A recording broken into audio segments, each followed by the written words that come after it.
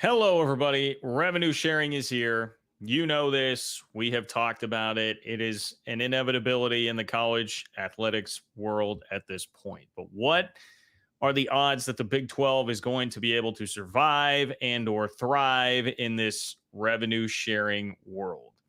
A topic that has been discussed, but I have some new insight to add to it. And it's a little sneak preview that I'm going to give to all of you guys for being so awesome. Those of you that watch the live chats, this entire video, and in fact, a part one and part two, is going to drop with CBS Sports' Shahan Jayaraja Thursday and Friday on the channel. Had a really good conversation with him about all things Big 12, both the upcoming season and big picture Big 12. Obviously, to me, the biggest question, big picture for the Big 12 right now is how is the league going to be able to survive in a post revenue sharing world? Will that shrink the gap? Will it make it wider? Will it keep it about the same? That is one thing we talked about, and I thought Shahan's answer was really insightful in terms of what he has heard from the Big 12. This is a guy that is reporting on this every step of the way and has chatted a little bit with Brett Yormark about it. And I think, honestly, it goes back somewhat to the conversation that I was having with you guys on Monday on that live stream about, is the Big 12 going to become NASCAR? Like, will you have to do everything? The on-field logos, helmet, jersey, whatever, renaming your team, like the university, whatever it's going to be. All those steps that we talked about, where some, even like John Wilner, were predicting that that's where we will get. Remember the Starbucks Huskies, a great one-liner from him there. I would say this kind of reinforced that, but I want to play you a little bit of clip. We're going to react to it and look at the overall big picture here of what revenue sharing may mean for the Big 12 and its odds of being actually competitive moving forward. I do want to talk a bit of actual football tonight, too. And this is in some ways what you get, I suppose, in the offseason when we have streams back to back like this on a Monday and a Wednesday. There's a little bit more breathing room to dive deeper into topics that might appear smaller, but I mean, look, to anybody that like actually cares about football and what's going on the field, I think this will be a much more fun and exciting piece of content for you. And that is talking about some Big 12 non-conference matchups and a place where the league may actually have a bit of an edge on the SEC, because we have 4 Big 12 SEC matchups. One of them I find to be the most compelling non-conference matchup of the entire Big 12 season. So I definitely want to get into that, and it is going to be fascinating from a number of angles, an in-state rivalry. If you're the Big 12, if you're a Big 12 fan and you're feeling at this point a little bit frustrated, scared, uneasy, all of those things, understand that you are not totally alone, okay? Because the university president news that we got today, which is, 10 years ago, not something I would have really cared about at all, it enters into the discussion in our world much more now in this like post realignment world that we are living in.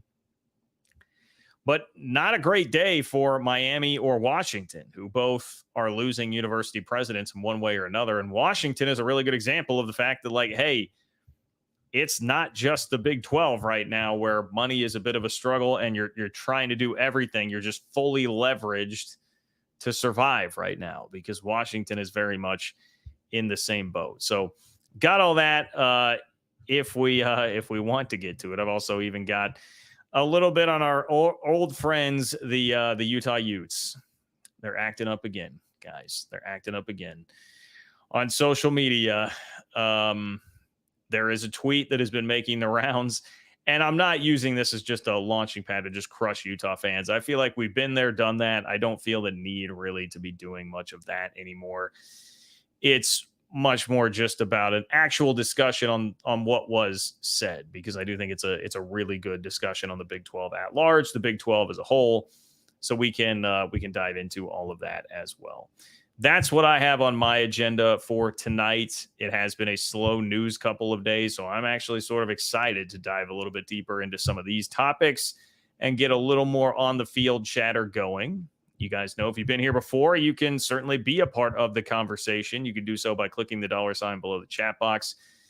In order to attach a donation to your chat, it will make it a super chat, which guarantees that it gets on the show. So it's your way to make your voice heard, control the content on the show tonight, and support the work that I'm doing here on this channel to bring you Big 12, college football, conference realignment, college hoops content on a week in, week out basis on this channel. Could not do it without all of you guys' support, and I genuinely appreciate all of you who do support the channel in that way. And of course, on Venmo, you can be a part of it as well. John-Kurtz-4 on Venmo to be a part of the action as well. If you leave your question or comment there with a donation, I will kick off the next show with your question or comment. So you can still be a part of the conversation as well, even if you are not able to watch it live. And the easy way and totally free way to support the channel is just to simply click the like button. That really helps me as well. Leave comments, keep the comments coming, whether it's in the live chat or underneath the video, and like the video, and that will really help me out as well. So we're going to take a peek behind the curtain here. Shehan Jeyarajah, CBS Sports. I think he is one of, if not the best, one of my favorite personalities, certainly, that is covering college football right now. Big 12 based guy. He is a Baylor grad, so he comes from Big 12 country, and while he covers the sport as a whole and certainly is doing a lot of national coverage, I definitely like the fact that he is a Big 12 guy. He certainly understands the plight of schools in the Big 12 and everything they are up against and everything they are dealing with the backdrop of the national landscape of college football right now. And I asked him, one of the things I was very curious to ask him when I was able to talk to him earlier this week was just like, hey, what is this going to look like in the future now that revenue sharing is here for the Big 12? Because I've done a little bit of digging on my end too, and it seemed like inconclusive. Now, a lot of this is nobody knows how all the details are going to fall out. Nobody knows exactly how NIL collectives will still function, if there will be just free reign to give players money outside of the revenue sharing money that is coming in. We just don't know, right? We just don't know a whole lot of that right now. So in some ways, it's an impossible question to answer. But even for Big 12 schools, with the question being posed from me, like, hey, will you be able to get up to that 22 million number? Will Big 12 schools be able to hit the full 22 million number, which is kind of like the baseline needed to be, on an average basis, competitive? That's the ante, right? Like, that's what you need just to get in the game, what you need to be in the game. The buy-in maybe is the better way to say that. The buy-in. I'm not really a poker player, if you can't tell. But anyway, I'm going to share my screen with you here, and we are going to listen to Shehan Jeyarajah describe where he is at on this as far as the question being posed: will the Big 12 be falling behind in this revenue sharing world? There's a couple things to keep an eye on as this sort of opens up. And one thing to keep an eye on, even before that, the number of schools in the Big 12 who end up trying to get all the way up to that $22 million figure. Now, I got to talk to Brett Yormark a few weeks ago, and he essentially said he wouldn't guarantee that every single Big 12 school will pay up to that $22 million mark, but he did say we feel like we have a chance to be really competitive. One of the focuses of the spring business meetings in the Big 12 was, how can we allow schools on their own campuses to try and generate more revenue, whether that is things like the new rules, for example, with having field sponsorships, just as an example. And also he said it's up in some ways to the Big 12 office to try to find ways to generate more revenue so that we're able to fill some of those gaps as well. So I think that's the first piece, is the number of schools that actually try to get up to that $22 million figure. But another big piece of it, I think, is just going to be the details of how it's implemented. One, out of $22 million, is that going to actually be a cap? How do collectives kind of fall into this? There was some. All right, I'm gonna cut it off there for just a second, and we will come back to it, because I want to address this kind of in two parts, because he's getting into in the back half, much more of the how is this actually going to go, devil's in the details. What are the details of this going to actually look like? So first part, he's saying he's hearing from the Big 12, like, they can't guarantee that every school in the Big 12 is going to be at that 22 million number, which, I guess for some, you could look at that and say, well, that's very concerning. You could have it listed as a major concern there. To me, honestly, not really that big of a concern, because I thought when this initially came out, my thought was like, are any Big 12 schools going to hit this? Like, how many will actually be able to hit this? So if it's at least in discussion, if the discussion about it is, hey, we can't guarantee everyone's going to get there, that makes me actually feel almost better, thinking like maybe more schools will be able to get there than I had initially anticipated. So that is good. I will be fascinated by how many schools are going to be able to get to that. This seems to be like the push right now from Brett Yormark when he's going to the Arizona Board of Regents to talk to Arizona and Arizona State, basically telling them, you got to invest in college athletics right now. We all have to be doing this.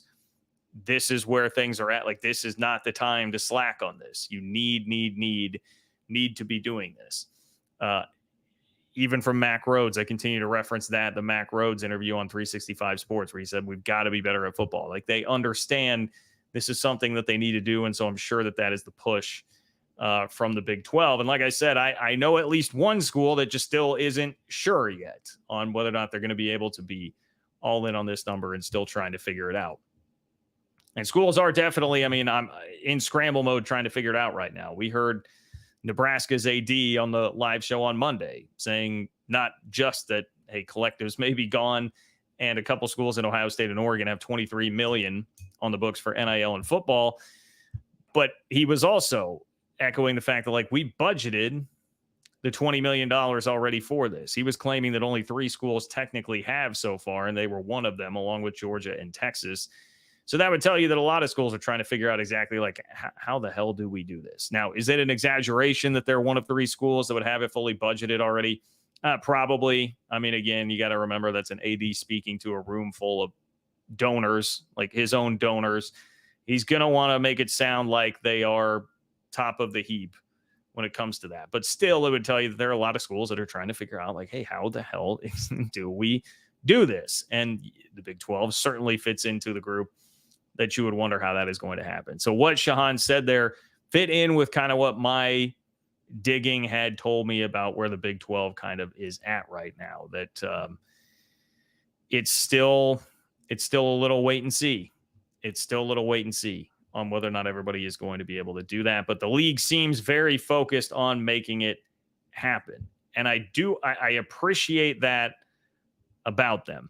I also appreciate the fact that Shahan said in that, hey, the league is recognizing, like, we've got to do some things. It can't just be the individual schools.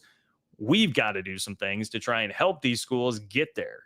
We need to help get them over the hump. We need to help push them toward that by finding other ways of generating revenue. And, like, I know this story, when it came out, got panned a bit, maybe laughed at a little bit, and scoffed at, like, some people not loving it necessarily, but it was the story about the Hollywood seats, right? Like, the Big 12 for basketball is going to try and introduce the, like, Hollywood floor seats closer to the scorers table and sell more, like, high value, high ticket, high dollar seats right there. And I don't think it's just to try and get, like, celebrity sightings in the audience.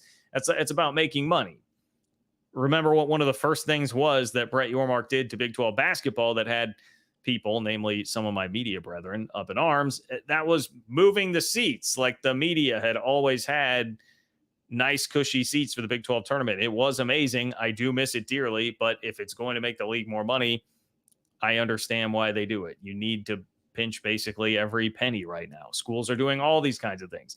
K-State is giving up a home game to go play a game against Iowa State in Ireland. They're giving up a home game to go play a conference game in Ireland, which should tell you about how much they feel the need right now to add some money to their pocketbook. And between $2 and $3 million is the answer there as to what the value of it is right now. So everybody is trying to find that. So one thing that this will tell you, what Shahan was just saying there, it will certainly tell you that those seats at the Big 12 tournament are never coming back for the media. Never coming back, guys. We're going to be complaining, tweeting from the upper tank, how's the weather down there? Those tweets are going to keep coming. You're not getting those seats back because the league recognizes they're going to have to do whatever it is that they can to try and help generate some extra money for everybody else in the league, for all the schools. And I bet you can figure out where this is going, right? I bet you can figure out where I'm going to end on this, because we just spent almost an entire show on Monday talking about, all right, like, is this going to turn into just a NASCAR thing? Like, you're going to have to be the conference that has logos everywhere. It's going to look like soccer overseas, where the jerseys always are just like the centerpiece, really, of the jersey always is just the logo, and it will be completely corporatized. You will just have a totally corporatized conference with logos everywhere and selling out whatever you possibly can. It sounds like that's where we're headed. I mean, it sounds like we're headed toward the Buc-ee's 12. I know that was basically a joke, but it sounds like we're kind of headed toward the Buc-ee's 12. If the Big 12 is going to be exploring any and all avenues to make some extra money for the member institutions, which they should be doing because they understand you got to meet the moment right now, you're probably going to be leaning into a lot of those opportunities more. Maybe the gambling stuff comes back into focus too, which was talked about a lot at the beginning of Brett Yormark's tenure of the Big 12, just in the realm of assumptions, people assuming the Big 12 would get further in bed with gambling companies because of that to try and make extra money, playing on different nights of the week. We're already seeing some of that. Just tells you that we're probably headed more and more down that path, which I know for traditionalists sucks. And look, I believe me, if I could just have it the same way in the 2:30 ABC Keith Jackson kickoff being the biggest thing that you want in college football, I'd love it too. But the toothpaste is out of the tube on that. And finally, I mean, another thing you guys have heard me talk about and speculate about with the Big 12 recently too is the private equity / capital movement. It is really truly private capital, technically, how it would be implemented at the college football, college athletics level.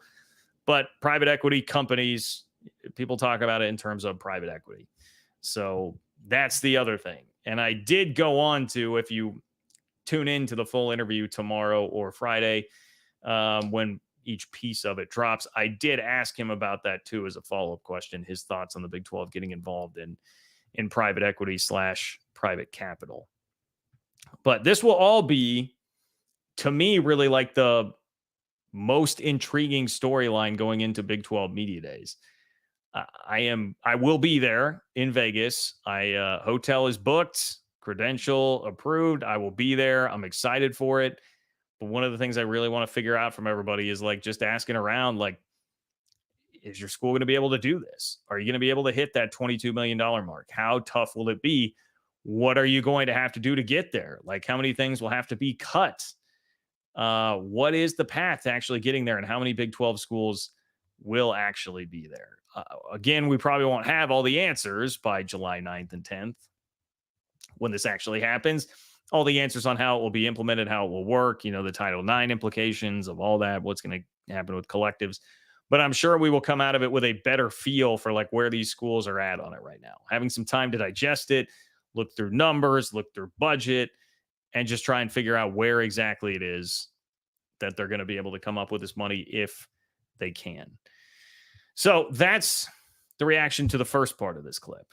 That's the reaction to the first part of this clip from Shahan. Now we get to the backside of it where he does talk a little bit more about how that's going to look, and devil being in the details on how it's all implemented. Reporting done the other day that actually Nebraska's athletic director Troy Dannon said that two different schools had a $23 million NIL budget at this point, which already exceeds, of course, what exists. And so there's been some optimism that potentially as part of this settlement, the NCAA will gain some legitimate enforcement power when it comes to outside payments. Now, the question is, and actually I even made reference to this in one of my stories that I wrote around this topic, the city of Las Vegas just decided to pay out $100,000 in essentially endorsement dollars to WNBA players on the Las Vegas Aces.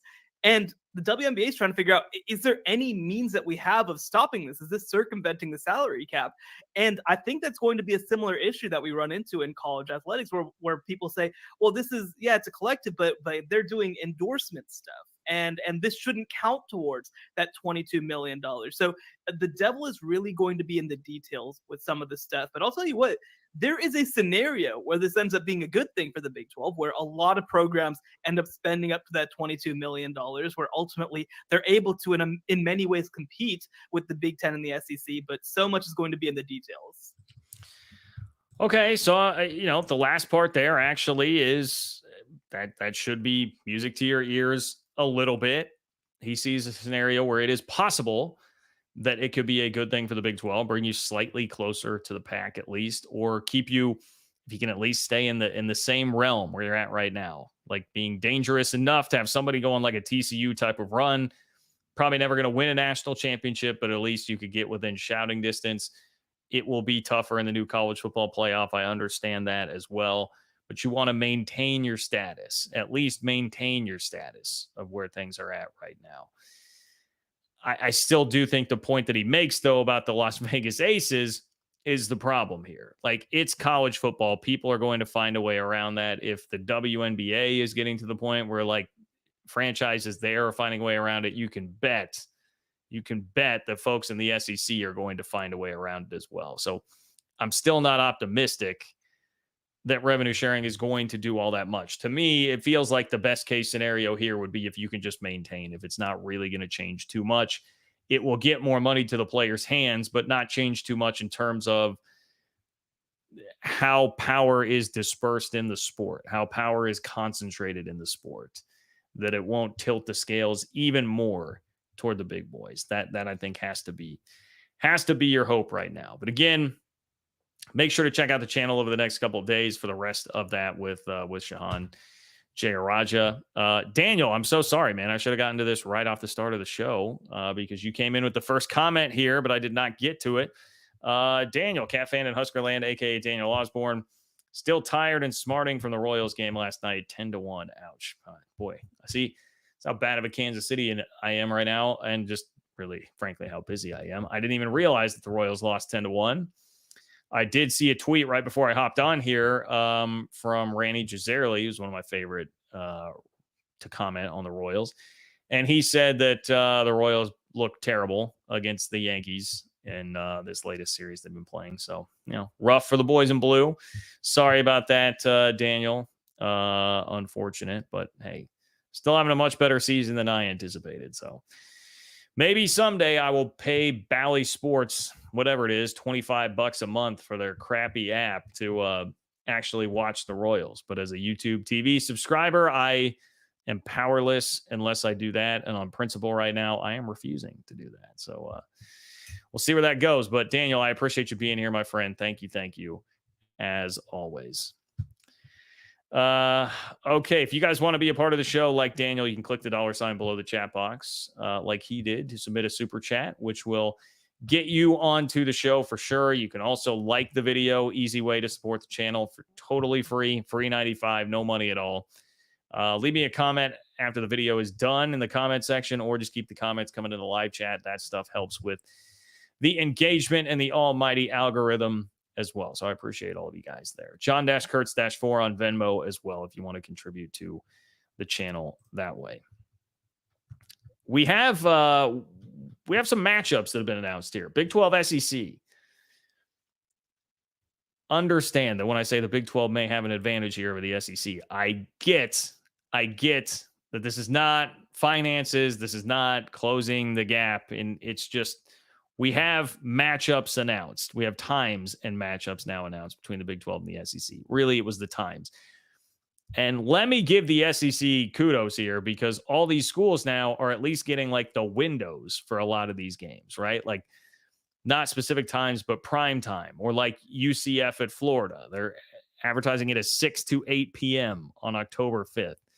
Like, that's great. If we could at least be getting that instead of having to wait sometimes up through that 6-day window and not knowing until 6 days before the game kicks off what time it's actually going to be, that can be a real pain as a college football fan or media member or whoever trying to make plans for your weekend. So kudos to the SEC on that. They also, I have to give the SEC a lot of credit. They've just done an excellent job at kind of NFL-ifying their whole ecosystem, where they just continue to dominate and drive news cycles throughout the year, even in the most dead, doldrum-filled times of the college football offseason. What they've done, like with their spring meetings, I mean, they turned SEC spring meetings into something that's like worth covering for people and generating a lot of stories. Some of that is just the landscape now where there's so much to comment on. But I also feel like they've leaned into that. They've leaned into that and turned it into more of a media event. And now everybody is there commenting and reacting. And it's sort of like, it's like the NFL and how the NFL and their schedule, the schedule release, they drag all that stuff out and people care about it a lot anyway. The SEC does some things well, folks, but they may not win 3 of 4 against the Big 12 here out of these 4 non-conference matchups that we got times for. I'm saving UCF and Florida for the end of this because to me, UCF Florida is the best Big 12 non-conference matchup that we have. K-State, Arizona probably is the technical answer, but because it is also 2 teams that are in the same conference, remember, it is a non-conference matchup technically because it was scheduled before the 2 teams were in the same league. So it is a non-conference matchup, but not really at heart. So I can't get behind that being number 1 on a technicality here. I've got to go UCF Florida. I think that game is the one that I'm looking forward to seeing the most. Unfortunately, it's going to be in the middle of conference play. It's October 5th after both teams have played a couple of conference games. But you got Arkansas, Oklahoma State.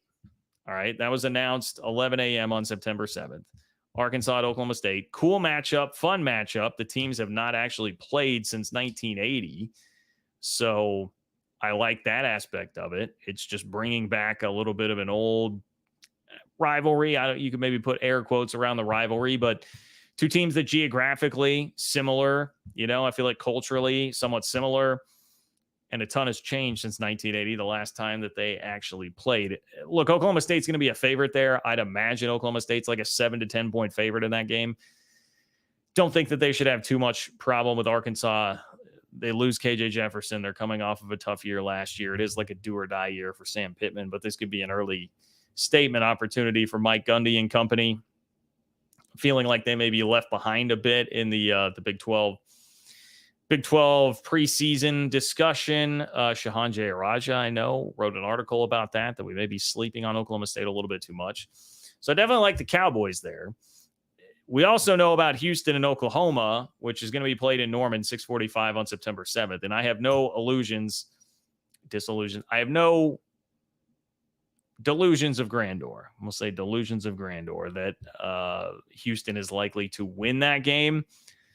I will say, though, that while Oklahoma will be a heavy favorite there, that's one where Houston could be chippy. They could be chippy because, remember, Willie Fritz damn near beat Lincoln Riley in 2021 when he took Tulane into Norman. So, that's not going to scare Willie Fritz. It's not going to scare Houston. They beat Oklahoma within the last decade. So I realized that was Tom Herman. It was a long time ago, but they have beaten Oklahoma within the last decade. And it's still, you guys know my thoughts on Brent Venables in Oklahoma this year. I'm still skeptical, and we'll see. Jackson Arnold, September. That's September 7th. Jackson Arnold will not have his feet really totally under himself by that point in the year. So I would say that Houston is getting them at a good time.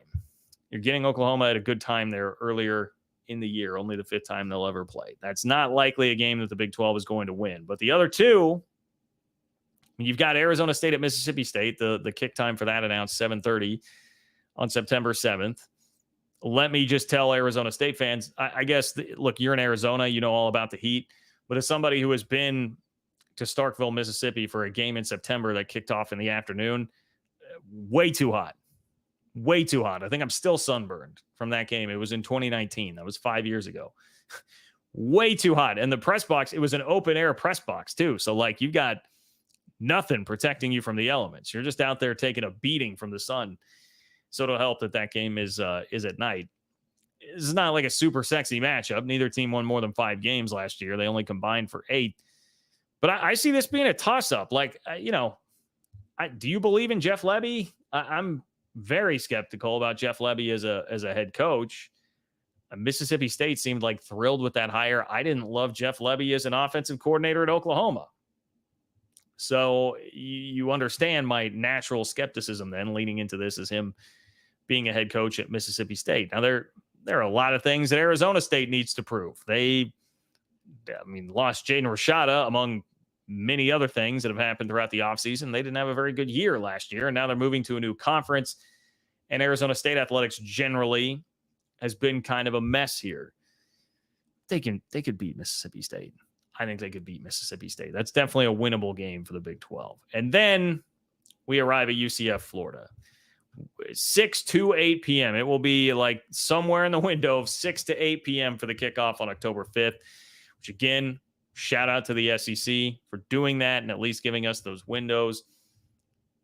Look, I think UCF is going to win the game, and I don't know that it's really an upset when it happens. How many games is Florida winning this year? Have you guys looked at Florida's schedule? It is one of the most jaw-dropping things that you could look at this offseason, this college football preseason, however you want to frame it up here.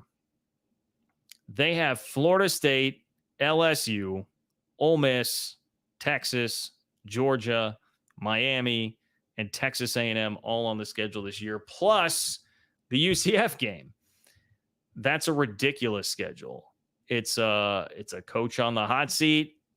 I don't see any way Billy Napier's getting out of this thing alive, but they're going to give it a shot. And if he is going to get out of this thing alive, he needs to beat UCF because they'll have a couple tough games under their belt. They play Miami to begin the year. Speaking of really hot games, they've got Texas A&M before this one comes to the table. But then after that, the games that are left on the schedule after that include Texas, Georgia, Ole Miss. And I know I slip Ole Miss in there. Like Ole Miss is going to be like a top 10-ish team because of, they just crushed the portal. So they've got Texas, Georgia, Ole Miss, LSU, and Florida State all after the UCF game. After the UCF game. It's going to be tough for them to beat Florida State among all those teams.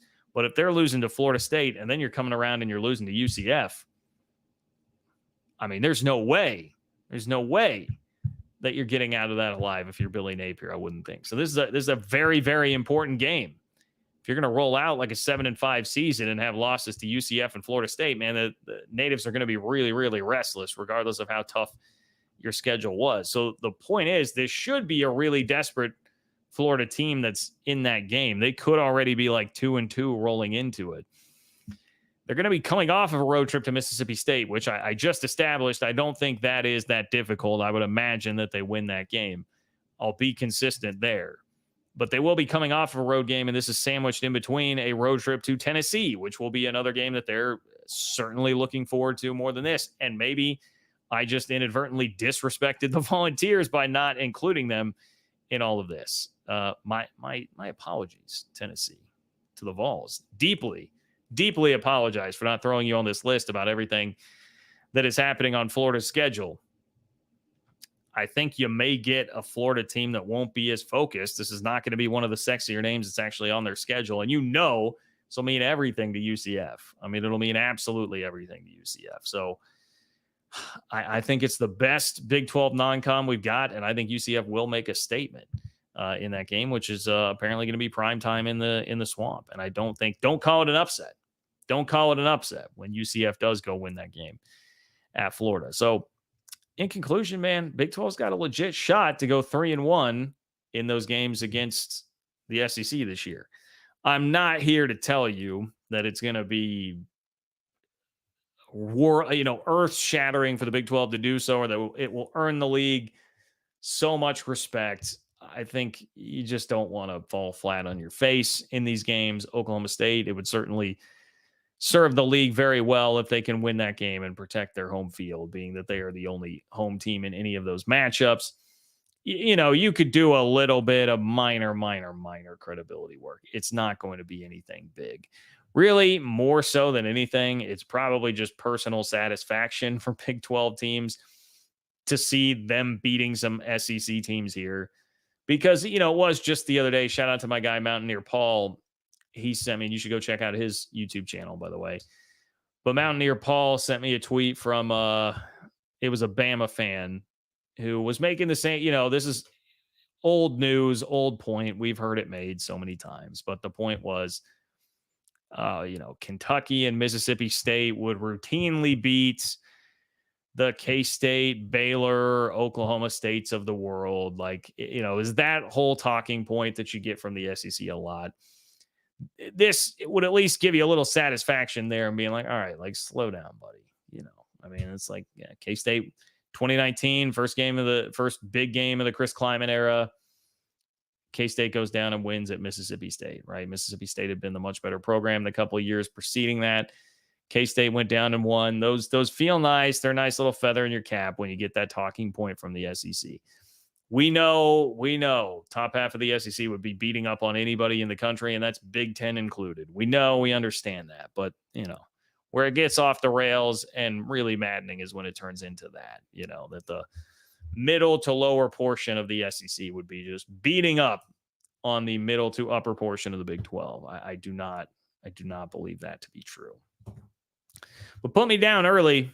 Put me down early for 3-1. 3-1 for the Big 12 in those games against the SEC. I see Justin pointing out, Florida would be looking for revenge from the bowl game. Perhaps. I don't think Florida, you would know better than I. I'll pull the comment up here, Justin. Justin, you would know better than I the landscape of this, being a USF fan and down there. Does Florida really care at all? SEC school, they're worried about Napier keeping his job. It's a minor bowl game. I don't know. I just have a hard time thinking that the players or people in the program would care nearly as much as maybe fans would, being that they would be upset about that. But we can debate that. We could debate that certainly, but it is a storyline. It is a storyline, right? Because UCF really kind of crushed them in that bowl game. I'll say hello to Shane. What's up, Shane? Shane asks, and thank you for your support of the channel, Shane. Shane asks, what if private equity doesn't come in behind schools or conferences, but TV networks like the CW? Easy way to park cash behind a more nascent brand. Well, I will just say that we have confirmation through this reporting already, and Ross Dellinger, I know, has been all over this, that there have been deep talks between the number was 5 to 10 schools and some of these private capital / equity firms already. So we know that it's happening. It would seemingly be quite a departure from the talks that have already occurred for it not to be coming in to help some of these schools. I mean, Florida State obviously is one of these schools that has been talking about it. Now their case is different because they're looking to pay potentially 9 figures to get out of their conference. They have sort of a different scenario than, hey, we need to just be able to pay $22 million per year. But maybe that price tag does get up to 9 figures to help front that for some schools. So maybe I'm speaking out of turn a little bit there. Either way, we know that schools are doing this. So I would be pretty surprised if at this point there's turning back and there are no schools that do it. And instead it would be more on the TV network side of things. I also now I'm out way over my skis here. I don't totally know the industry. This would be a good question for Andrew Marchand, who covers the sports media industry better than anybody. But my thought on that is the narrative lately has just been that the money is drying up a bit from the live sports thing. People are shying away from that a little bit. So I'd be surprised that you would want to go dip into the private equity, private capital kind of if you're a TV network to make that happen. But I could be wrong.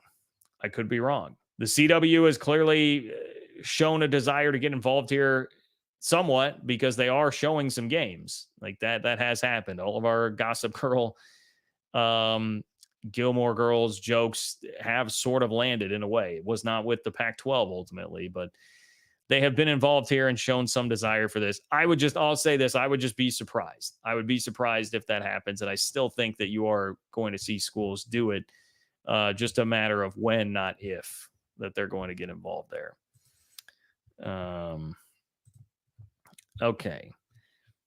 I do want to leave you with this. And maybe, there's maybe a 10-minute warning on the show tonight. So if you have something, we're getting closer to buzzer beater time. I may duck out a bit early tonight. Just did the live stream on Monday. But I do want to give you this last little nugget here, that there is pretty big university president news that has occurred today in the world of college sports. And I especially want to accentuate Washington and Washington's situation, because Washington is in the upper crust. They are a Big Ten school. They made it to the Power 2 world. They got the lifeboat off the Titanic that was the USS George Kliavkov, a.k.a. the Pac-12, that sank and went down and is now officially done. But Washington is still really fighting it right now, and they're having to just kind of relearn everything. They have now lost as their university president is stepping down. That was announced today. The university president at Washington will be stepping down. So since they played for a national championship and went to the Big Ten, this whole group, the triumvirate that led them there, athletic director, university president, head football coach, all three of them are either now gone or leaving. You obviously lose your football coach to Alabama. Then you lose your athletic director to Nebraska. So SEC, Big Ten, even like within the same conference that you're going to, you lose somebody there. And now just a retirement here. It's not like you're getting poached by somebody, but it is another piece of your leadership stepping down. And that was a piece of the leadership that was involved here in this like massive paradigm shifting move that you made by deciding to head to a different conference. And then on top of that, remember as well that University of Washington is big time in debt. So as we sit here and talk about, like, will the Big 12 have to dip into private capital? Will they have to dip into private equity, these private equity companies just to survive? The University of Washington, this was from the story a couple of days ago, their athletic department forecasts a cash flow deficit of nearly $30 million for the next fiscal year. It will ask the school's Board of Regents next week to approve a budget that includes loans from three sources: the Big Ten, Fox, and the university's invested funds to cover its costs. So they're asking for loans from the Big Ten, asking for loans from the conference. What did Shahan say about Brett Yormark and the Big 12? Hey, we know we're going to have to do some of this revenue generation for the schools. Some of that's on us as a conference office. Washington is literally going to the Big Ten right now and being like, hey, some of this is on you guys. We're trying to survive here. We need some help. We are taking on a lot of water just to make this move to your conference and to do this thing. Also, Fox, like, hey, TV networks, you guys are the masterminds behind all this. You're the reason this is happening. Can you help us out so that it does happen? And then having to dip into university invested funds. There was a chart out the other day circling Twitter about what schools are taking what from the university to be able to just fund their athletic endeavors and their athletic department. Some schools don't take any, but a lot of schools are having to take quite a bit right now. And Washington is in a situation where they're having to ask for money from a lot of different places. They're not getting a full Big Ten share. They're doing all this because they know it's the move that they have to, right? They got the door opened into the Power 2, but it's not like things are comfortable there at all. Things are definitely not comfortable in Big 12 land, but things are not comfortable for Washington also. And that is a school that just played for the national championship and we perceive to be, more or less a big boy, certainly big boy-ish in college athletics right now, in a school that has made a couple of playoffs. So keep that in mind, some perspective for everybody in Big 12 land, that this is kind of the deal for everybody right now. Everybody is just on full tilt and fully leveraged all the way with what they're having to do to just survive in this environment. And then Miami lost its president too. And the one bit I can pass on to you from this, I was listening to Brandon Marcello on 365 Sports earlier today, and he said, like, hey, that was a guy that was pretty in touch with football. And that was one of the big things at Miami to get Mario Cristobal back, was like, hey, everybody had to be on the same page as far as football and where the money's going and making sure that the commitment is sound there.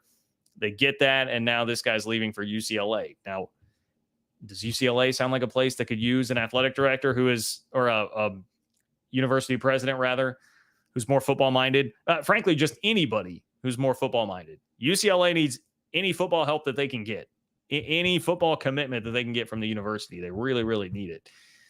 And so Miami has to forfeit their president for that. It's an ACC school losing somebody to the Big Ten. So as much as it's like, we look at it like, UCLA, really?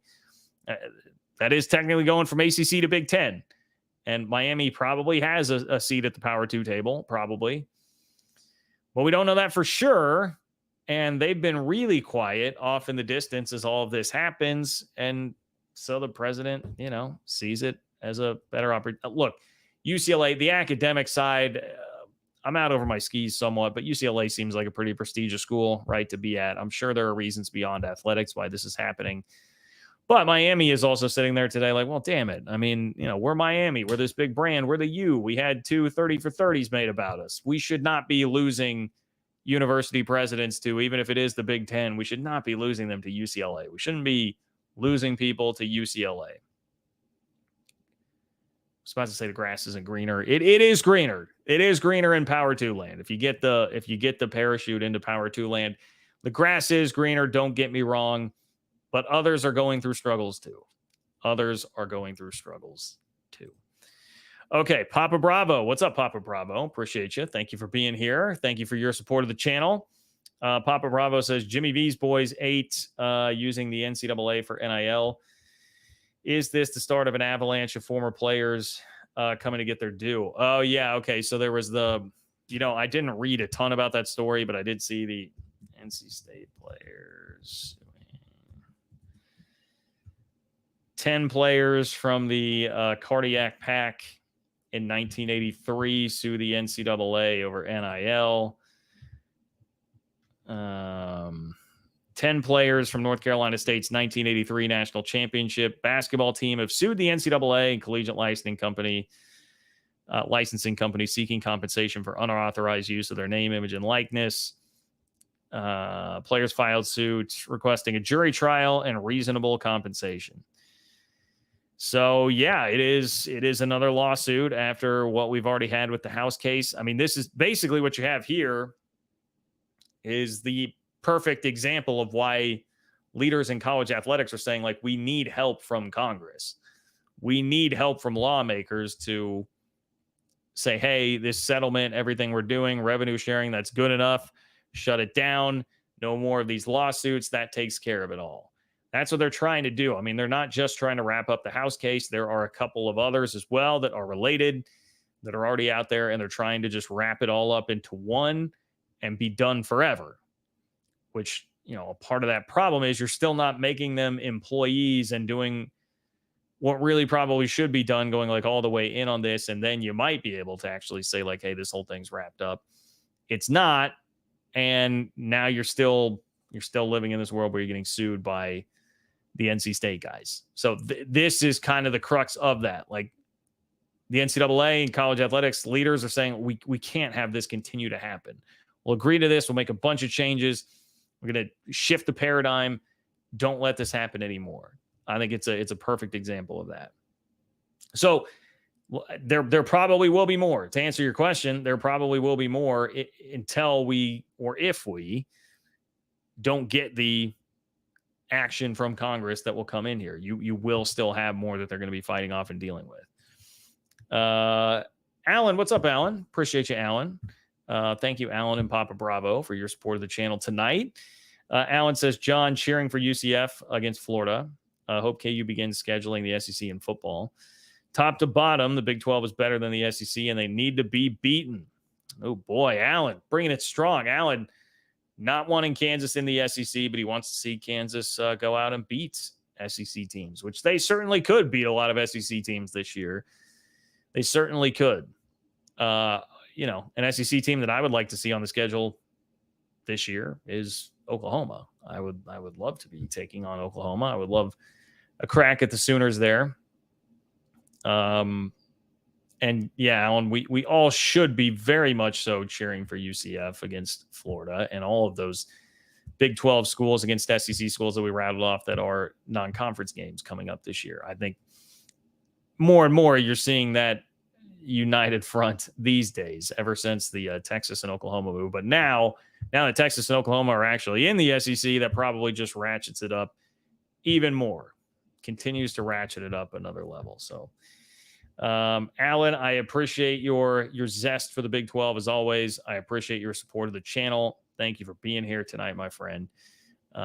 Really, really do appreciate you. Let's do one last thing here. I gotta show the cheese fries tweet. Just show it. We're gonna make like more serious points here, not just dunking on Utah fans. I promise. So if you have something, now's the time. Click the $ below the chat box. Just a couple more minutes here. But good old cheese fries. Okay. Cheese fries 73. The reason I saw this is because message board geniuses caught it. So even they took the opportunity to dunk on this. But Cheese Fries, who I will point out in the bio, says, take my tweets with a grain of salt. So Cheese Fries told us these are cheese fries. They're going to have a lot of salt. Take it with a grain of salt. And it says, I'm just a fan. If Utah leaves, the Big 12 loses likely its flagship football program. Utes leaving nearly as bad as Texas and Oklahoma with nobody left to step up from other leagues. Typo there, but that's okay. Some Big 12 fans shut up about kicking Utah out and be glad. So Big 12 fans shut up about kicking Utah out and be glad the Four Corners joined what was teetering on a G5 league. Top part, last part, we can sort of table that. Like, I'm fine with saying, even if he's saying likely flagship football program, I'm sure a lot of you would dispute that a little bit. Like, likely is too strong, but potential, Utah has the potential to be the flagship football program of the Big 12. They certainly do. They've won the Pac-12 2 of the last 3 years. The potential is there. I don't know that I would say likely. I feel like that's pretty wildly disrespectful to Mike Gundy in Oklahoma State. Chris Kleiman and Lance Leipold certainly would have something to say about that. I believe if Arizona, we'll see about Brent Brennan as head coach, but they certainly have a lot of talent there this year. Fair enough if you want to say likely flagship football program. I think I would disagree with the likely, but they certainly have a chance to be. The worst part of the statement is this is where it just jumps the shark. Utes leaving nearly as bad as Texas and Oklahoma with nobody left to step up from the other league. And this is kind of the problem with the Utah Big 12 fans discourse here. I feel like it's very of the same ilk as any conversation that happens about Coach Prime in Colorado. We can't have like in good faith discussions here with the Utah fans that go way off the rails one way and then the Big 12 fans that go way off the rails the other way. Like Utah's not going to get their asses kicked in the Big 12 up and down this year. Like, it's not. I would be absolutely stunned if this is like a 6-6 Utah team in the Big 12 this year. I think they will be generally fine. But I also don't think that they're just going to run in, even with a pretty favorable schedule, and just run roughshod over the league and go unbeaten and cruise to the Big 12 championship game. I don't think that is going to happen either. I think the truth lies somewhere in between. And the problem is, like, Utah fans, like, we could have a conversation about, hey, Utah is going to be the Big 12 flagship football program. You could make that statement. We could debate it. We could have a reasonable debate on both sides of that. We definitely could. How long is Kyle Whittingham going to stay? How long is he going to continue coaching? If we're talking about this year, is Cam Rising going to still be healthy? Will he somehow be able to take advantage of apparently the extra year that would be out there for him next year too? All these things. We could debate these things. We could discuss these and it would be reasonable. But then someone will go and make a statement like right after that saying, oh, it would be as bad as Texas and Oklahoma leaving with nobody to step up from other leagues. Like, come on, guy. Come on. We know that's not true. I know that's the grain of salt thing. And you gave me a heads up, Cheese Fries. You gave me a heads up on that. I can't bite into the cheese fries and be like, what is all this salt? Because you're Cheese Fries. You told me about all the salt that I need to take this with, right? Okay. So I get it, but this is, it's what I feel like a lot of the discussions devolve into. Something that's just not really in good faith on either side. And it's hard for anybody to do it in good faith when you get a statement like that, because then people have to rush in and really crush it and really dunk on it. And then it pushes it so far to the other side that you're kind of like, okay, like we need to maybe chill a little bit on that as well. So I just thought it was like the perfect encapsulation of like what the Utah Big 12 dialogue is like right now. I think that's really it. Utah, the football program deserves a world of respect. They very well might be the best football program in the Big 12 right now. They very well might. But there also seems to be, at least from these loud, vocal Utah fans, an inflated sense of self-worth in terms of their place in the college football world. To say that they are saving the Big 12 or anything. It's just like that's not true. Or that them leaving would be as bad as Texas and Oklahoma, even nearly as bad. Like, come on. Utah is not in the same stratosphere of brand value as Texas or Oklahoma, and that is really the problem. Because Texas was only providing brand value for the majority of their last decade plus in the conference, right? This was not all about just like losing teams that win games. And Utah, whether you like it or not, you win games very much like Big 12 teams do. So you fit into the Big 12 a lot better than you project on the outside with the way that the program is structured and the way that you win games. Tough, gritty program, develop guys, good on defense, like all these things. Very, very symmetrical with places like Oklahoma State and K-State in the Big 12. So let's let it play out. It'll be really fun. I hope I did that without doing too much dunking, right? I think I'm just pointing out the reality of what the situation is right now with how we talk about all that. Papa Bravo getting in here and saying, if the grass is greener on the other side of the fence, it's probably been fertilized with BS. With BS. That's a good line, Papa Bravo. That's a good line. If you want to say it's been fertilized by 10 to 15 years of ESPN propaganda, and you think that is BS, which, does work pretty well as fertilizer, then I understand the statement that you're making. And regardless, it is a tremendous line. So I would say hold on to that and use it again. It's a very good one, Papa Bravo. I appreciate it. Thank you for that. Okay, guys. I think I'm going to get out of here. Appreciate all of you for hanging out. A couple live streams over the course of a couple of days here. We'll take the break now until Sunday. Thinking through my schedule, I think Sunday we should be good to go. Content dropping between now and then. Videos tomorrow and Friday with Shahan Jayaraja from CBS Sports. One on the upcoming Big 12 season, and then one on big picture Big 12. How competitive can the league actually remain in this new landscape? And I think you'll love both of those discussions. A little something for everybody, depending on what you're here for specifically on the channel. If it's more for like the football stuff, if it's more for the big picture, we've got you both covered there. So looking forward to that. Looking forward to you guys getting a chance to see that. Please spread the word about the channel, friends, family, social media, Facebook groups, Twitter, Instagram, X, whatever. Sounds like if you're liking tweets about the channel now on Twitter, nobody will see it. So you can even do that, and you won't have to let people know that you like it. But I really would prefer that you let people know that you like it. Continue to grow the channel. Like the video on the way out the door. That would be great. And John-Kurtz-4 is how you can support the channel on Venmo. Justin, since this is a question I'm interested in answering, I was going to ask, are you buying the new college football game? I am undecided, but it's not for a lack of want. Here's the situation. I love the college football video game. I have logged an ungodly amount of hours playing that game in my life. I camped out. Well, maybe not camped out, but I would go to the midnight release of the game. I did that like 5 or 6 years in a row as a middle school and high schooler. I would go wait at my local GameStop for the game to release at midnight in the middle of July. Love the game. Love it. I still have NCAA 14 and played occasionally, but I was really only a sports guy for games. I didn't play much else. So when the series stopped, I really wasn't playing video games. I haven't bought a console in years. I'm definitely behind. I think I do have an Xbox One that I bought when I got an NBA 2K kick like 5 years ago.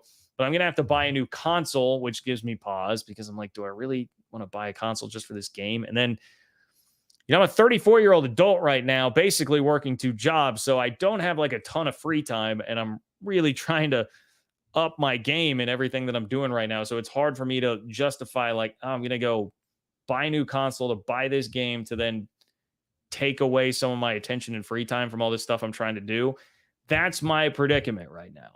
But it's going to be crazy tempting for me, and it will be very difficult for me not to do it, especially once it comes out, and then I'm going to see everybody tweeting about it and showing video and screenshots from the game. So I don't know. I am undecided right now, but if anybody wants to help with a little nudge. Remember, John-Kurtz-4 on Venmo. The John Kurtz Get NCAA Football Fund is open there. But in all seriousness, no, Justin, it's a good question.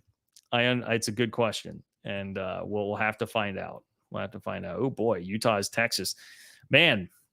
Getting feisty in here over Utah in the chat. Always seems to. Okay, guys, appreciate it. Take care. I will talk to you soon.